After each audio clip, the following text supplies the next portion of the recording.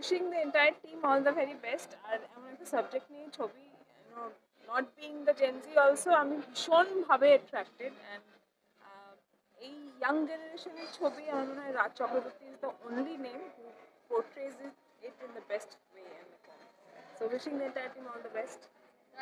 Yes, obviously আমার তো রাজের ছবির প্রতি আমার একটা অলওয়েজ একটা আলাদা এক্সপেকটেশন থাকে, এবং আমি জানি এটা দারুণ হয়েছে, এবং সব যারা যারা দেখেছেন তারা বলছেন খুব ভালো হয়েছে। আজকে আমার দেখার পালা। আমি আমি ফুললি কনফিডেন্ট যেটা একটা দারুণ ছবি হবে, এবং যেটা পিয়ান বললো, নতুন মুখগুলো যাদের আমরা দেখতে পাবো, যারা ছবিতে বড় পর্দায় আসছে, তাদের নিয়ে কিন্তু আগামী দিনে স্বপ্ন দেখা শুরু হয়ে যাবে আমি জানি। তো এটা রাজ চক্রবর্তীর অলওয়েজ কন্ট্রিবিউশন ছিল, আছে এবং ভবিষ্যতেও থাকবে।